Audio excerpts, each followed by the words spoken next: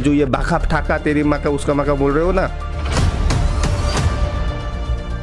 कुछ लोग मुझे पूछ रहे थे कि भाई जो अंकित साजवान जी हैं वो भाई सही शिक्षा देते हैं कि नहीं, जरा उसके ऊपर वीडियो बनाओ। तो दोस्तों कुछ दिनों से मेरे पास मेरी हर एक वीडियो में कमेंट आ रहा है कि आप जो है आशीष भाई को कुछ समझाइए। जो ऐश गैंग टीवी वाले ये आशीष भाई हैं, इनको समझाने के लिए मेरे पास काफ़ी कमेंट्स आ रहे हैं। आप स्क्रीन पर इन कमेंट्स को पढ़ सकते हैं। पहले दोस्तों मैं आपको मसला बता दूं, आखिर मसला है क्या। मसला है अंकित साजवान को लेकर के। आप जानते हैं प्रभु के दास हैं और सेवकाई करते हैं। इनकी काफ़ी सारी वीडियोस आपने देखी और सुनी होंगी जरूर यूट्यूब पर। अभी इनको लेकर के एक मसला क्रिएट हो गया है और बहुत सारे लोग हैं जो कि हमको कमेंट करके बोल रहे हैं या तो आप इस पे वीडियो बनाइए या तो आशीष को समझाइए कि वो ऐसा ना करे। आशीष ने क्या किया है वो मैं आपको थोड़ा सा सुनाना चाहता हूँ।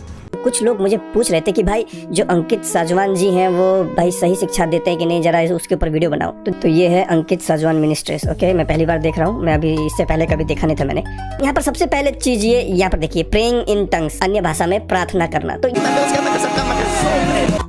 सब गलत शिक्षा है। This is not sound doctrine.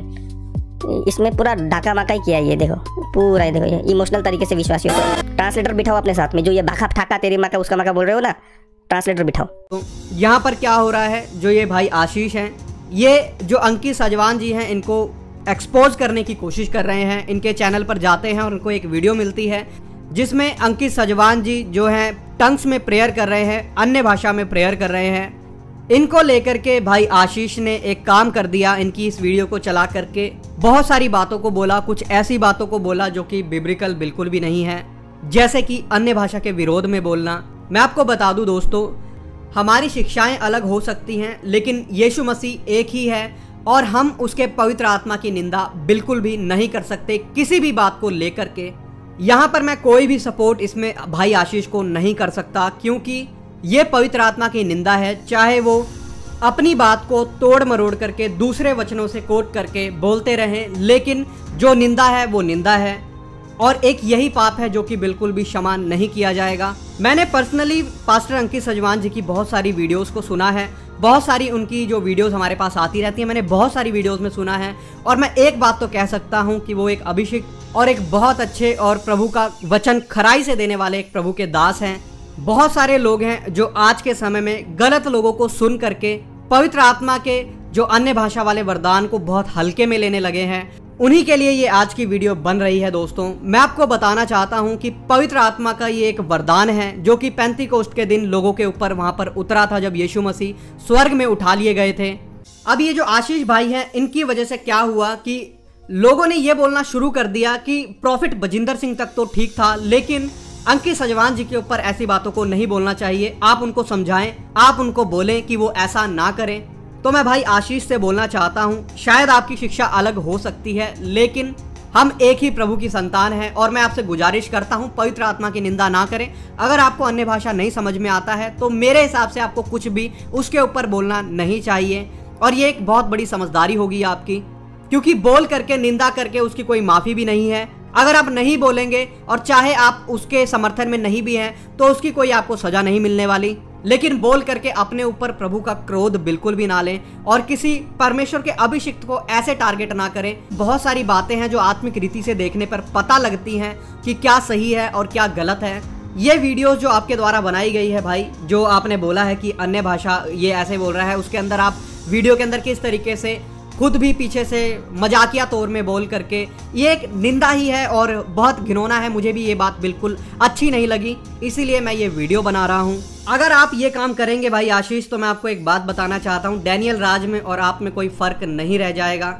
लोग आपको भी डैनियल राज की तरह लेना शुरू कर देंगे। आपकी एक अच्छी रेपुटेशन है लोगों के नज़रों में कि आप गलत के खिलाफ बोलते हैं, आप बहुत सारी आत्मिक बातों को लोगों के सामने रखते हैं, लेकिन ये काम करके लोगों को ठोकर खिलाना और अपनी छवि एक ऐसे व्यक्ति जैसी बना लेना जिसकी कोई इज्जत ही नहीं समाज में, तो आप ऐसा काम ना करें कि आपकी इमेज भी डैनियल राज की जैसी बन जाए।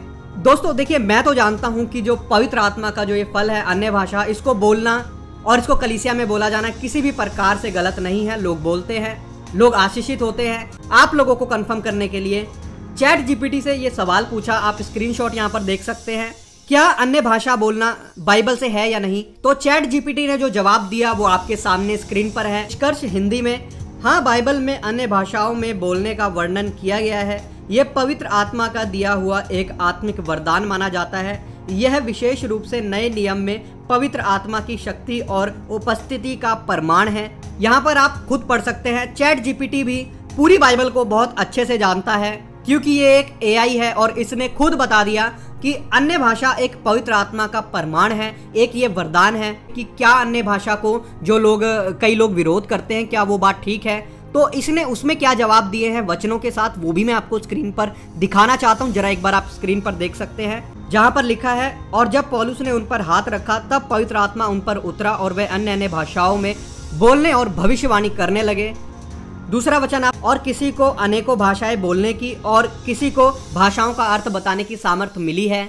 अब मैं आपको बता दूं दोस्तों, आखिर अन्य भाषा को कहां पर मना किया गया है बोलने के लिए। पहला कुरिन्थियों का जब आप 14 अध्याय पढ़ेंगे उसके अंदर आपको पता लगेगा कि पौलुस बोलते हैं, जब हम अन्य भाषा बोलते हैं तो सामने वाले को समझ में नहीं आता है।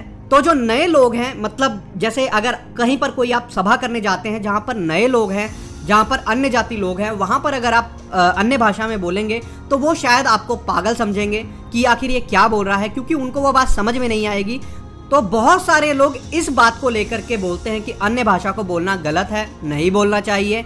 लेकिन वहाँ पर एक कंडीशन है, जहाँ पर नए लोग हों, जहाँ पर ऐसी कलीसिया हो जो कि बहुत नई है, या फिर वहाँ पर अन्य जाति लोग ज़्यादा हैं, तो वहाँ पर शायद नहीं बोलनी चाहिए। लेकिन आप अपनी आत्मिक उन्नति के लिए जितनी मर्जी अन्य भाषा बोल सकते हैं।